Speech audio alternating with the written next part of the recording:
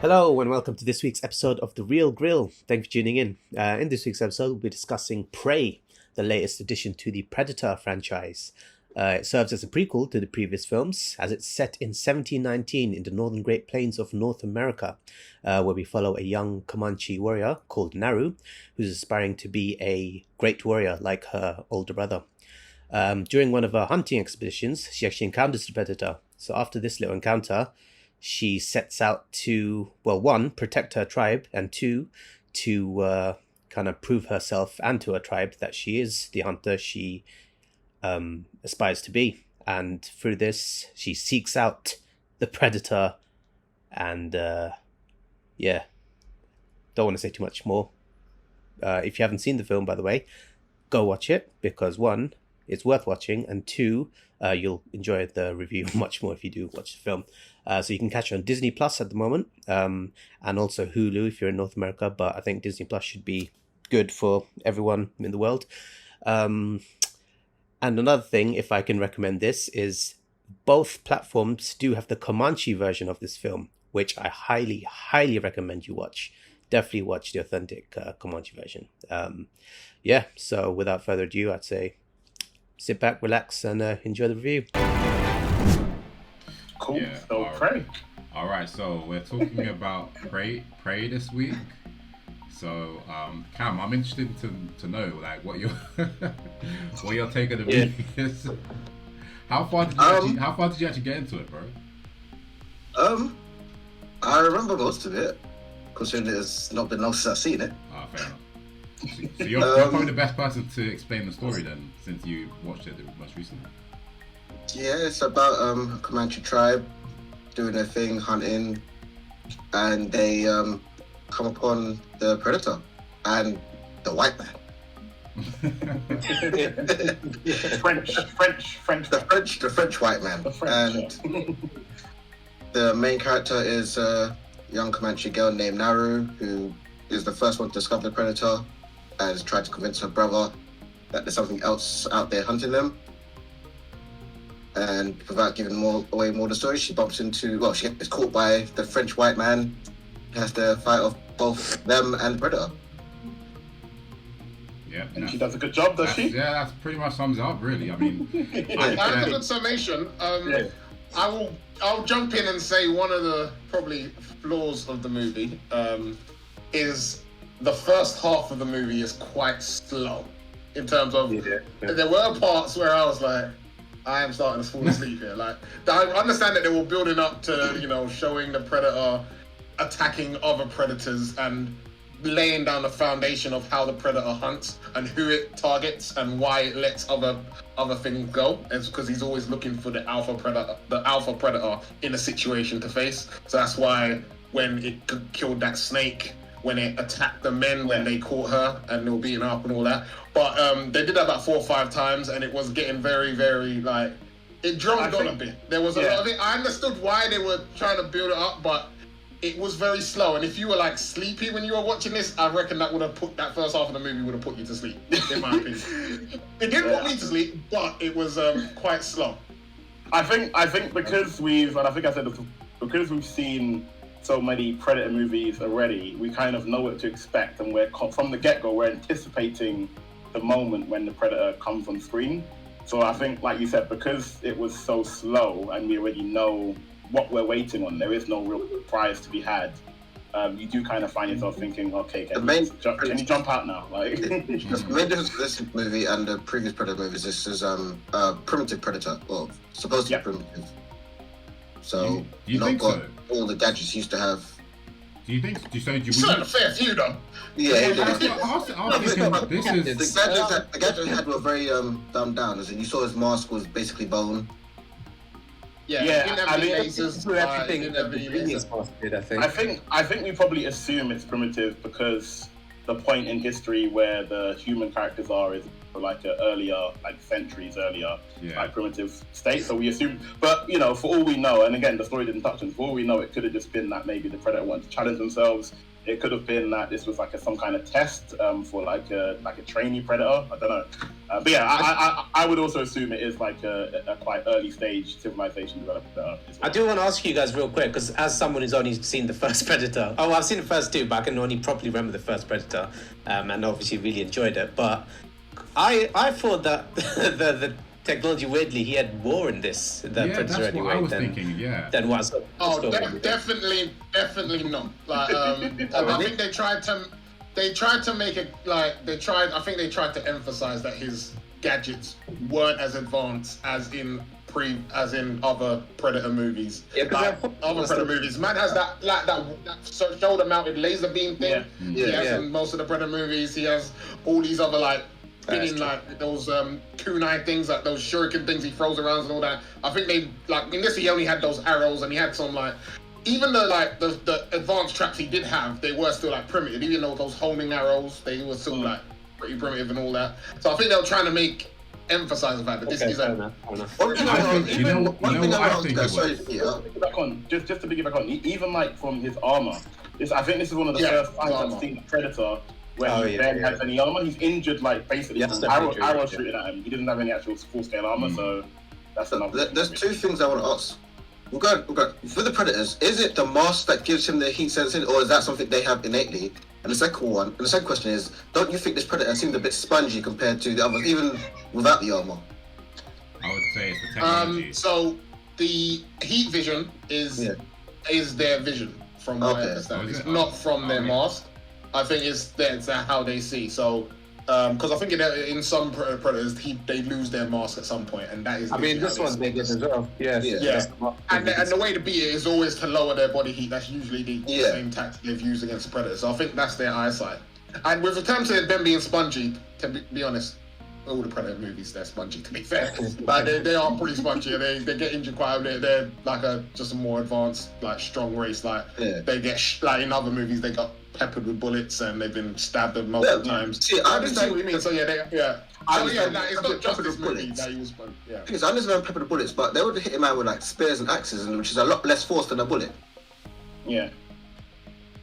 And they could. And all I'm saying is that they were spongy to bullets in the previous movies, so it would make sense that they'd be spongy to stab. But I feel like we saw a lot more blood in this on the Predator than we have it in previous movies compared to the fact that they have to get shot. It's because as well that again there's no armor. Anything which hits it basically is hitting its skin. Its only real defense was its mask and its shield in this film. So that Predator healed up quickly, because I remember there was times when it was just hemorrhaging blood. Like I was like, how is he still walking around normally after losing that much blood?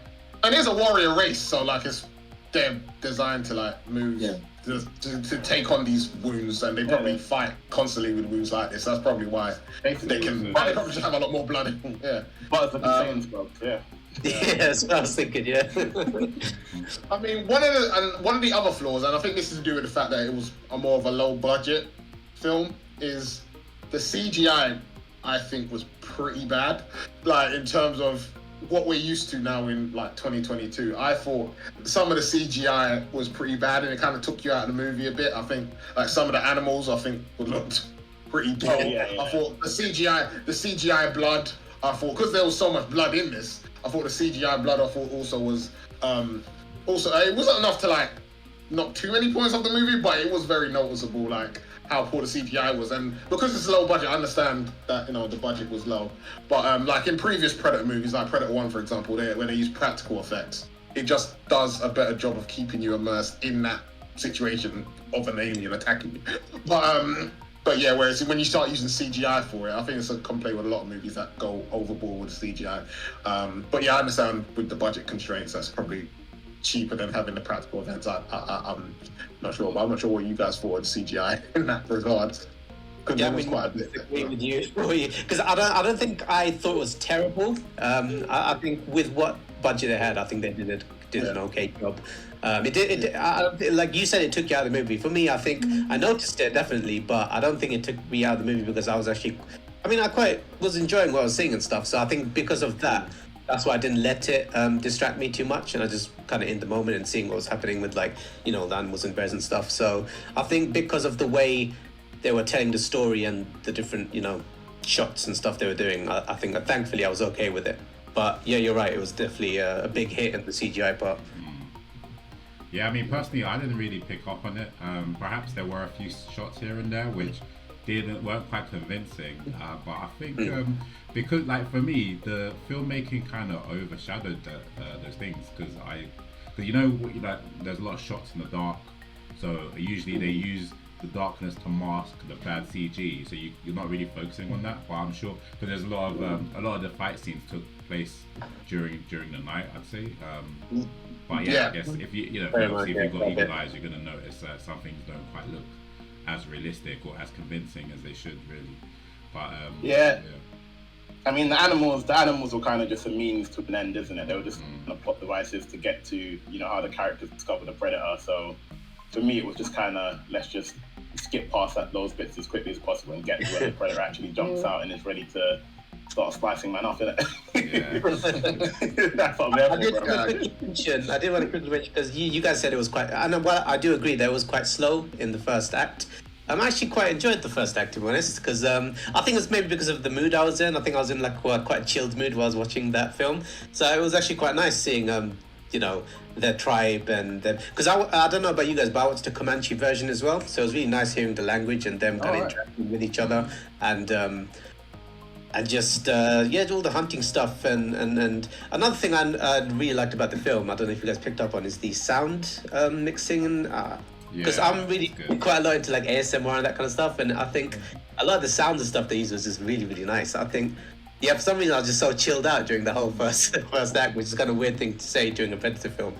And I really loved the shots as well. I think the director, I can't remember who the director is. I don't think I've ever heard of him actually, but I think he did a really good job. Like some of the shots were actually really, really nice and very nicely edited. So I think that first act for me was actually quite nice. Yeah, and I think the first act did do a good job of building the world in terms of how the Comanche tribe works. You see, and even though it was a bit slow, it showed like how it works. The men go off hunting, the women go off, they do the cleaning, the gathering, the washing and everything like that. And to see that contrast of Naru was her name, walking the opposite direction of all the women going to the river to do the washing.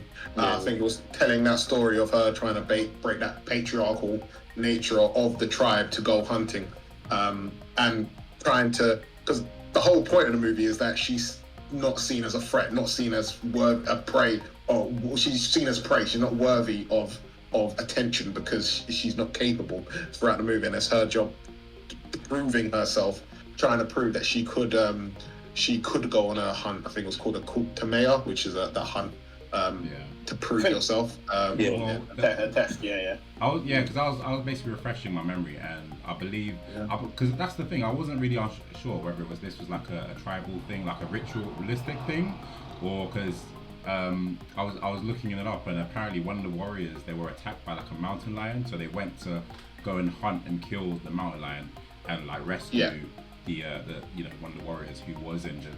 So I think that was more or less the driving or the motivation initially for them to kind of go out into the wild and go hunting. Going back to what you were saying, I agree with you, Subi, and to an extent you, Law. Obviously the opening, the first act is very slow, but I feel like it's kind of necessary to really get in the character's shoes, because obviously we're not going to really root for the characters later on when it kind of gets to the combats, to the climactic scenes, unless we have some kind of empathy or we have some kind of like understanding of these characters. So that was necessary, but my only downside to that is like, even though we do get those kind of, and obviously it's the building up of like the tension, suspense. The characters are quite shallow. Like they don't really feel like they have too much personality. Like Naru, for example, she has like one like defining trait, which is I want to be a warrior. She's meant to be like a healer, but she wants to be a warrior, and you don't really learn anything more about her character other than that. Yeah, it's true. Yeah, I think I agree. I mean, there's only probably like 3 characters, 2 from the tribe, which no one really cares about, Naru and brother, isn't it? What I did quite like is that the whole story is like kind of told from Naru's point of view, so you didn't get that thing where usually when you've got like a slow build up, you kind of split to different characters. doing different things, but this was all kind of based around Naru's perspective of things, so that did kind of help you foster a relationship for her, even though her character was a bit bland. You do kind of see how she develops throughout kind of the whole movie, and especially in the first half. Can you guys hear that? Is there like a bit of interference on that? Yes. Hold on, let me mute. Oh, okay. Oh, Yeah. Might be Subi. Nope. Right. Yeah, I think it's Law. It's low. Sorry, mate. I don't know what's kind of happening, but there's a little bit of interference going. Yeah, it's Yeah. weird.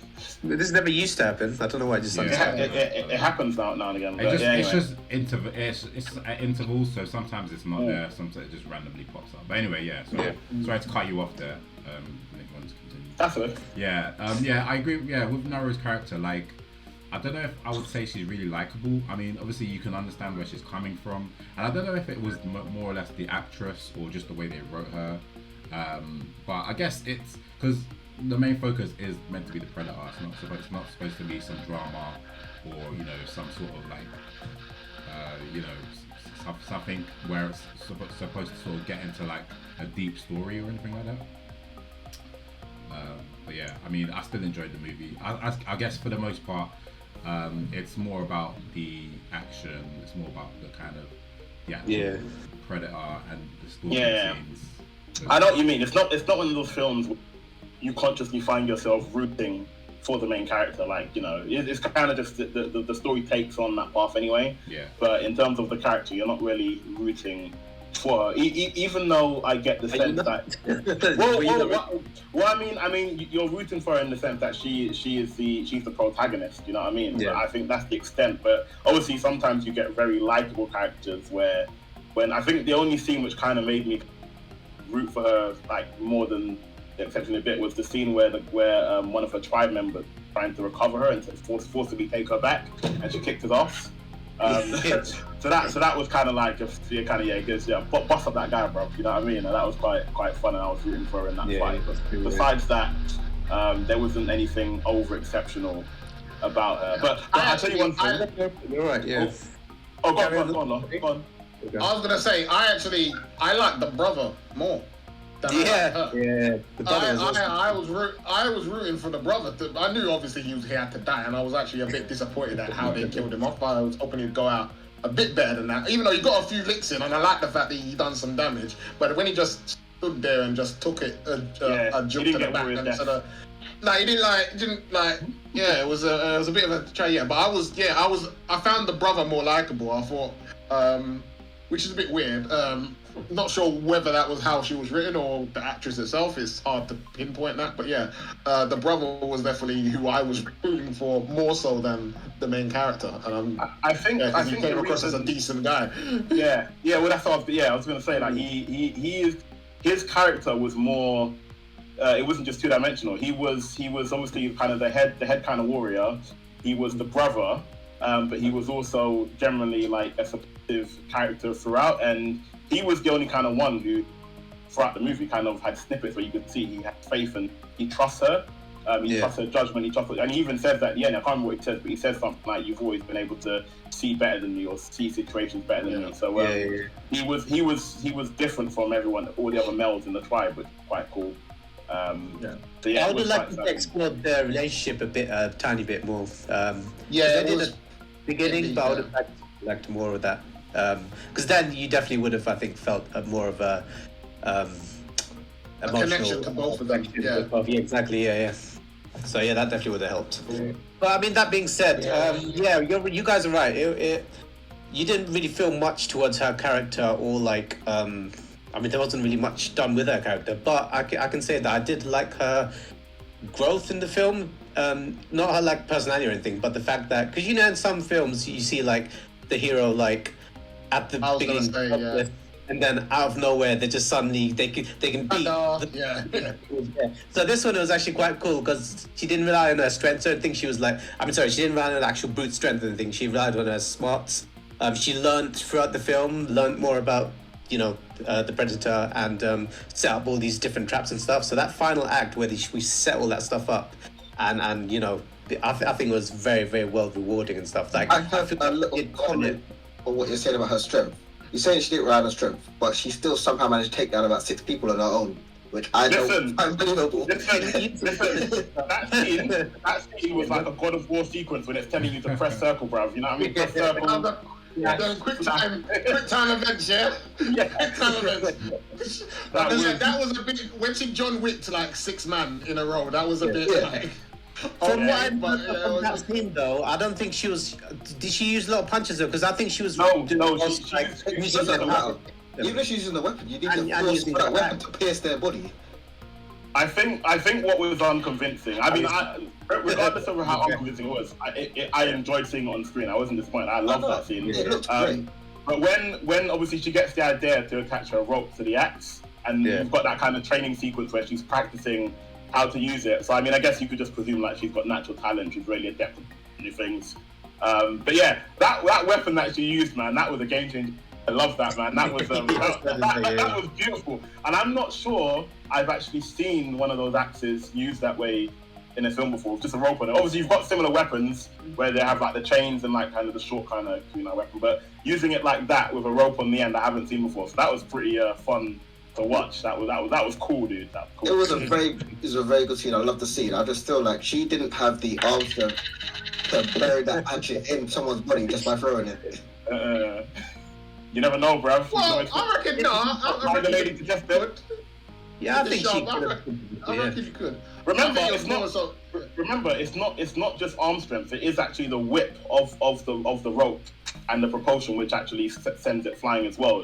As opposed to just throwing the actual axe with her hand, I think you do actually get more force out of it using the actual rope to swing it. Something bad, I guess. Yeah, that's a good point, actually. Yeah, and as you were saying, they're not used to seeing a weapon like this, so they're like, how are we going to combat this? You know? Yeah, exactly, yeah. As great as the scene was, I still think it was a bit unbelievable. And I think the more unbelievable part was I think they made the French guys a bit like cartoon villainish. Like when just before that scene, the reason that he killed all of them is because they went back to kill her dog. I just don't buy it. If they're running away because they're scared that the predator's gonna kill them, I don't think they're so evil. Oh, let me just stab the dog first. Like really, like they're so evil. They're gonna just stab. No, you're not. You're just gonna leave the dog there and go. Like you're not gonna take your time to like. That was a bit like cartoon. It was just there so that she had a reason to protect the dog, so she could take them out. And it was just like that's a bit forced. That was a bit silly. I mean, why would they go back and kill the dog? For what purpose? Can I quickly ask something? Did you guys watch the English version, yeah? Yeah. So, because I watched the Comanche version, every time the French would speak, I wouldn't get any subtitles for them. It would just say... No, there was no subtitles for the French. Again, it's all from her perspective, innit? So okay, cool. Yeah, so we didn't understand them. Yeah. But the copy I watched actually had French subtitles for the French as well, so... I think the only scene I understood was when he called her a savage idiot, but yeah, that was... Oh, yeah. Cameron, as in the subtitles were French. No, when they spoke, I had English subtitles for them. Oh, really? All right, yeah, I didn't. I watched it on your though, bro. What did you on, bro? Anyway, so I think it's actually better that you don't know what they're saying because, again, you're doing it from her perspective. It's immersive. Because there's only that one guy that could communicate with her. Yeah. Because the film is in Comanche, so there's one guy who could speak Comanche, so you could understand him. But yeah, I thought the movie, the first act, done a good job of showing her intelligence and showing her studying the Predator to set up how she was able to beat the Predator in the end. So yeah, I thought it done a good job in that respect. So should we get on to the ending? Well, before that, I'll just ask, because obviously I think the main part of this film, which done it for me, was the action sequences. So what did you guys think about, obviously, I think the two main action sequences is when the brother, he takes out the Predator, or he impels the Predator when he jumps off the horse. That was awesome to watch. That was definitely awesome. And then the scene where the Predator just starts kind of just taking all the French guys down. He's basically walking through them and just ripping them to shreds with like ease, almost like they're just a joke, really. Yeah, I think for me that was a turning point in this movie where I was just like, yeah, this film is just incredible. Like the levels of detail or the attention to detail they've gone to like the choreography and just the brutality, the sheer brutality and violence. It's like, if you're someone who loves that kind of stuff, then this is the film for you. And I was like, yeah, this is really sold it. So Yeah. that was one of the best moments of the movie. Yeah. And the dog makes it to the end of the film. Thank God. That's another Which point. is, I was anticipating a very sad dog death arc, but the dog made it. The dog was the deciding factor in defeating the predator. Yeah, that dog should have died like 3 times. That dog was on the bear should have got that dog. The trapper's got the dog. The predator should have got that dog. That dog had about 9 lives. That dog was the MVP, bro. He was that was one of the most loyal dogs out here, bro. I would have been gone if I was that dog. Like, I ain't following you, bitch. You keep getting me in danger. Oh yeah. Cool. Yeah, that's it really. No, you're right. Yeah, the action pieces were out of this world, man. Beautifully violent and just what you'd want for like a bloody predator film. So yeah, kudos on that. Yeah. Mm-hmm. So Act 3, talking about Act 3.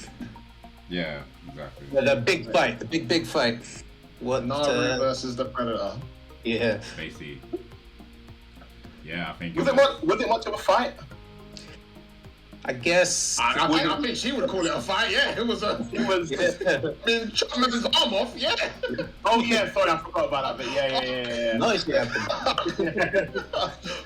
I call it a fight. I seem to remember her doing all the hunting and stuff. I forgot about that bit. But she actually does have some kind of melee fighting. Yeah. Yeah. Yeah, no, the way she laid out all those traps and stuff was really, really cool. Even when, the spikes on the trees and stuff, and she ran up there and then led him to it. I thought, those was, I loved it, man. I loved that last bit. That was so cool. Yeah, it was basically like a homage to the original, isn't it? Because that was exactly, much how the third act played in that movie, and I think that kind of says a lot about this. This movie basically took the blueprint of the original Predator and was like, how can we rework this in a different setting, a different time period, and obviously different characters, but the framework is essentially more or less the same. It's basically a survival horror, I guess. And obviously this one is with kind of more of an emphasis on, I guess, brains over brawn, whereas like the original was more brawn against brawn, because even though she is like an effective warrior, she's not as strong. Like obviously, the Predator is clearly way stronger than her. He's able to kind of lift like like a 500-pound bear. I was like, when I saw that, I was like, yo, this is getting real, Rob. Like this Predator. Yeah, she still managed to cut man's arm off. Yeah, well, there you go, exactly. Yeah. To be fair, he cut his own arm off. He knocked his shield into his other arm, which opened up at that point, which cut his arm off. She didn't actually. I mean, obviously it was her fault, but she didn't cut his arm off just by hacking at it. Because that would have been dumb. So she definitely wasn't a Mary Sue in this. Not at all. She was a bit durable, but she was. Yeah, they tried their best not to make her like. Another really powerful scene. Another really powerful scene. The scene where she's hiding in the tree, and she jumps down, and I can't remember if she. I think she does stab him when she jumps down. She stabs a couple times. Yeah. I really love like the silence in that scene where you just don't hear anything, and she just silently jumps. And you know what that reminded me of? What's that? Assassin's Creed. Yes, it was, it's like a silent kill, bro. I'm like stealth kill. That was tight. Yeah. Can I just ask a question? So when obviously she sets up kind of the final part of her trap to kill the Predator using his own mask to kind of lock onto his head, and then when he shoots the auto targeting system takes over and his bullets or whatever those kind of kunai things end up homing in on his head. Yeah. Was that dependent on him standing in that spot, or does that helmet have auto onto whatever it is? No, it was dependent on because the lasers were pointing at that spot. Yeah. I didn't understand. My problem with the weapon is it seemed a bit odd. I was like, if the thing literally homes in based on where the helmet is pointing at, I would just regardless of whether he's wearing the helmet or not, why would he still use it? It seems like, well, if you shoot it, it might go anywhere. That's not the first scene that happened as well. The scene when he's fighting the brother, the same thing happened again. I was like, if you know that it's not going to go straight, why would you use a weapon? That's as well why I did. She was cutting that.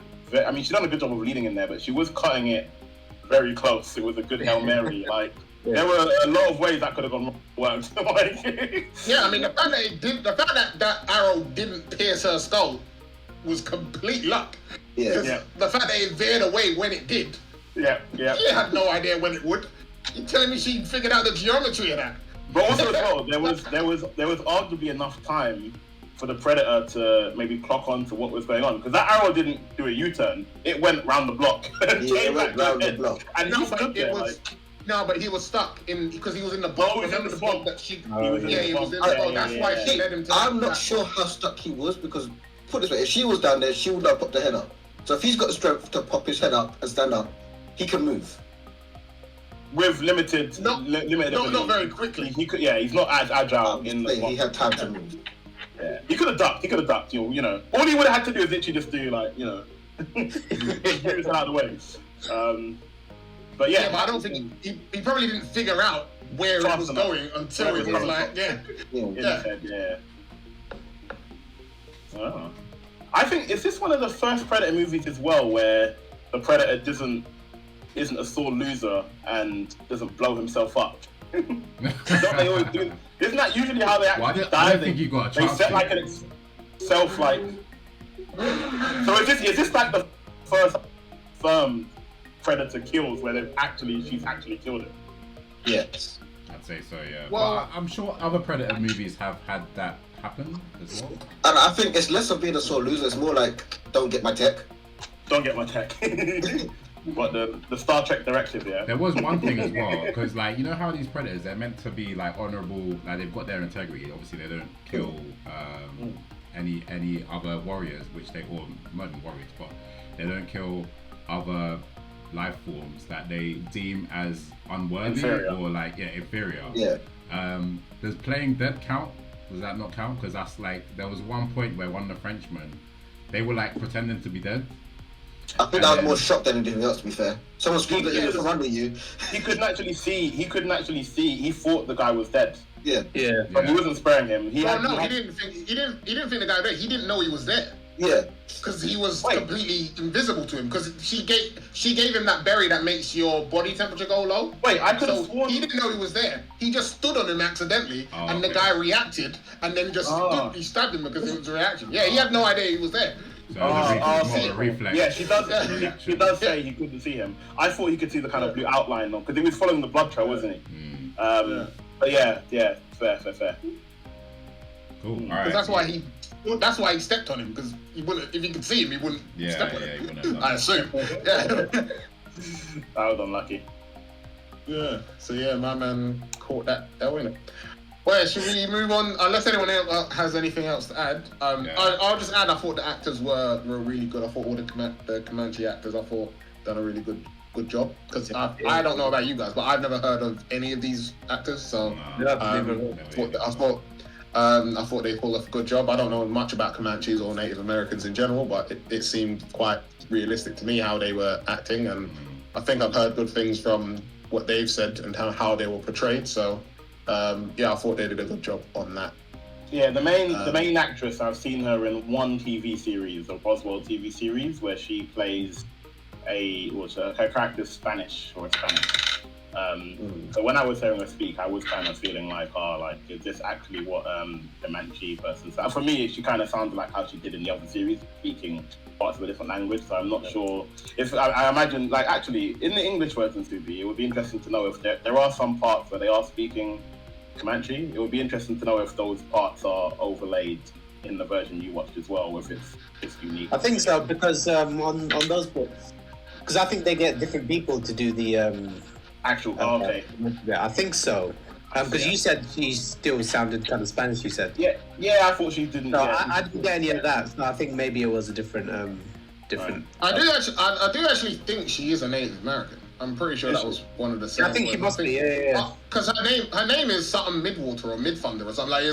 I'm pretty sure she's Native. I'm pretty sure they're Native Americans. I think they made Midthunder, hiring Midthunder. Yeah. And I thought they made I just did a quick check. She is Native American. The actual cast did the Comanche dub as well. Oh, is it? Say that again. The actual cast did the Comanche dub as well. Oh, did they? Okay, Yeah. cool. Yeah. Yeah, Good to know. she is native New Mexican, so I'm guessing that they're both. So that counts. Yeah, so she's basically Native American. Fair enough. Is there a piggy bank somewhere? I'm just hearing like. Right, that was I did heard that as well. Yeah, Peter's always looking for that. I'm just like. I thought you were going crazy, Peter. I was like, what are you hearing? I'm hearing. Yeah. Anyway. No, people playing Scramble in school, bro.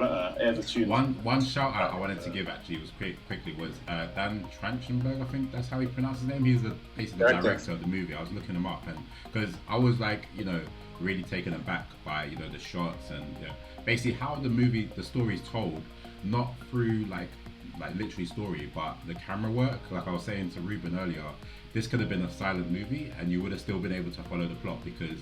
How the camera moves and the shots pan and the way it's edited and everything, it really does tell the story. Even though it's a really basic sort of stripped back, sort of back to basic story, it is effective in kind of building up that tension and suspense. And he worked on 10 Cloverfield Lane, which is again one of my favorite movies. He also did like an episode of Black Mirror and I think The Boys as well. So yeah, he's pretty talented. So I mean, with this movie, you can tell there's a lot of talent behind the scenes. Yeah, definitely. Which is especially for how little he had to work with. Yeah, exactly. That's it, exactly. Because it's not got, as you said before, it's not got a big budget. It's it's a pretty small kind of movie. It's pretty it's almost like an indie movie. With that sort of alien. Advanced alien spin to it. So anyway, I'm ready to go into ratings. If you guys want, you guys want to add anything to it, cool. I don't know who's gonna go first. I'll go first. Okay, I'll go second.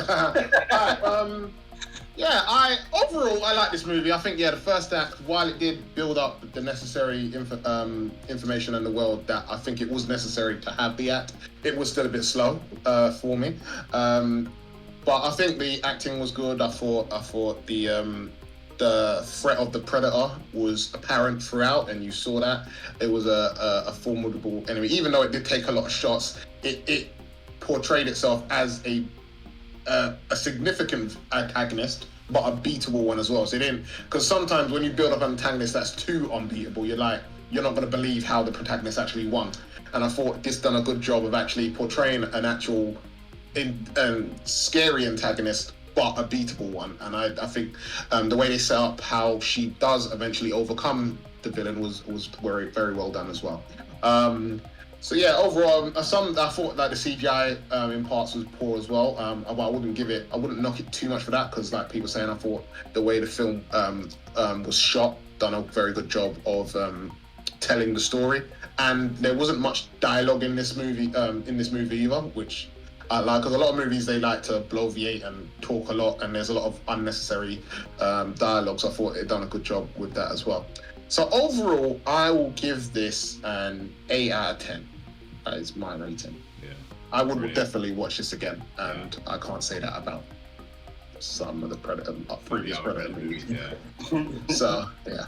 No, that's good. I'm pretty much there with you because one of the kind of cardinal sins of a movie is because the rule is show don't tell, and a lot of movies they give you like a bucket load of information through the dialogue, and this movie is again very much like shown instead of telling you exactly what's happening, so you kind of pick up on things, and it's one of those movies. It's very rewatchable as well, very very rewatchable. I mean, if you want to kind of skip that first couple like 20-25 minutes to get straight into it, then I'll probably be for your benefit, but I reckon you can still enjoy it either way. With this movie, I just thought it was absolutely beautiful, very gorgeous shots.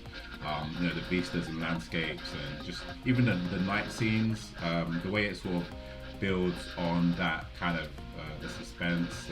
You don't know where. And also, I think the beauty of the Predator movies is the whole cloaking device. It serves as like a brilliant kind of tension builder and like suspense builder. Because if you're gonna make like a survival horror movie with some sort of creature, you don't want to show the creature too soon.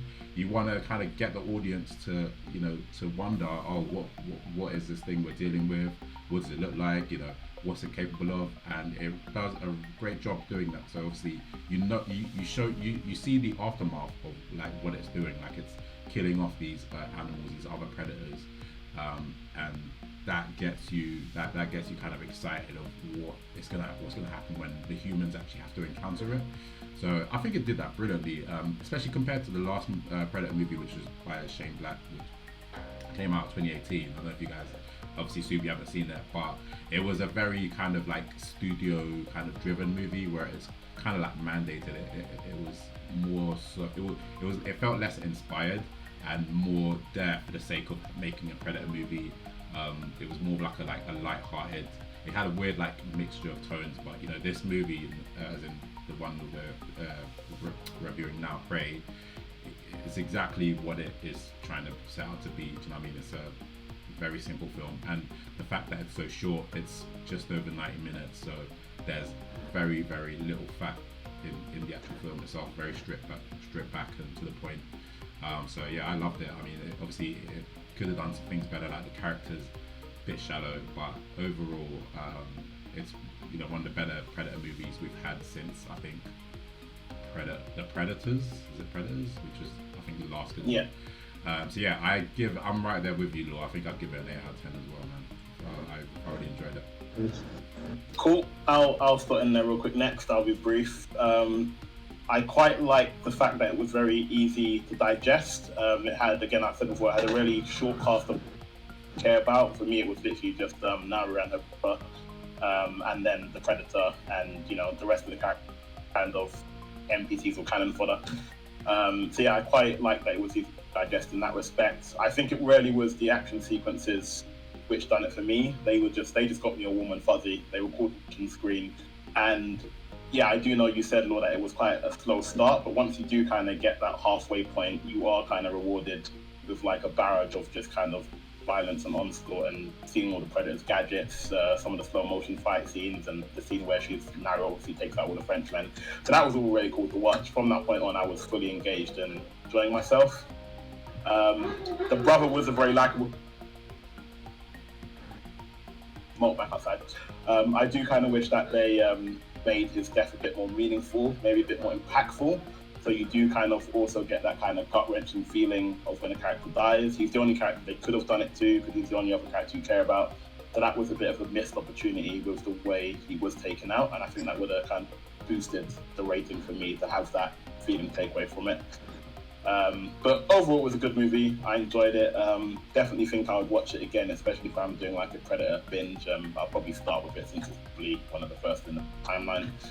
I would give it a comfortable 7 out of 10. Where I would stand on it. Fair enough. Yeah.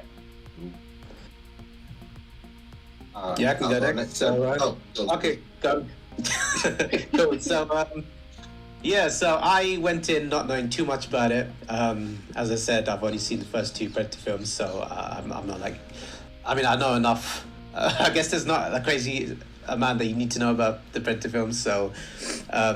So going in blind-ish, as soon as the first few minutes rolled by and I saw how it was shot and stuff, I was like, okay, this film's going to be quite different and interesting, because as Pete and everyone else has said, the directing is very, very well done, and very talented guy has kind of taken the reins in this. And yeah, as soon as it started, the film and all the shots came in, so there's a bird, so it's really annoying me. Give me what's happening today, right?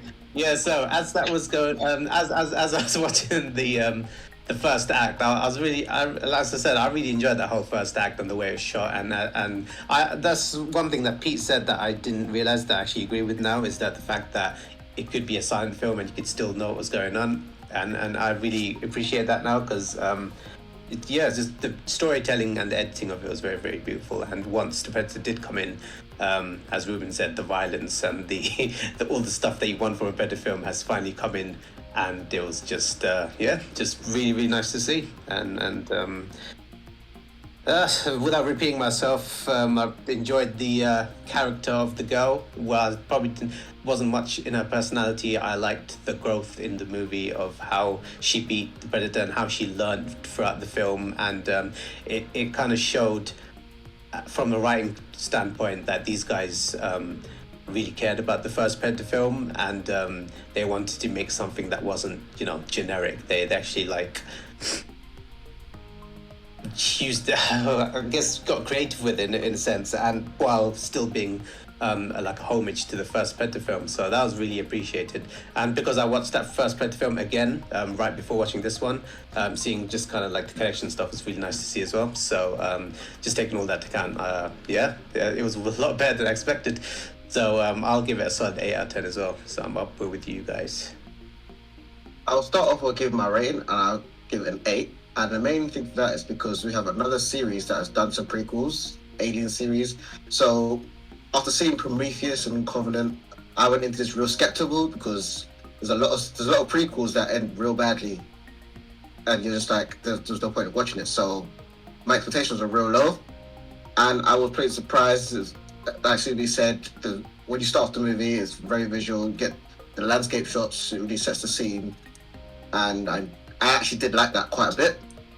While she didn't have much of a personality, I enjoyed watching her facing the challenges, getting shot down, and still going after what she wants. Seeing an early Predator was interesting. Obviously, it's not very often you see Predator without any armor, stripped down. So seeing I think they call it a feral Predator, was actually quite interesting. Seeing him actually making noise when he's angry and hurt, whereas in previous movies he's generally silent, was actually really intriguing. I still say there were some scenes where she was exhibiting some super strength, but I will give that a pass because the scenes where she showed them were actually some of the best scenes in the whole movie. So yeah, that's why I give it an 8. Cool. Nice. Cool. Nice. Cool. Yeah, one thing I forgot to mention is I really like the design of the Predator as well. Oh, hell yeah. Hell yeah. Cool. Alright then.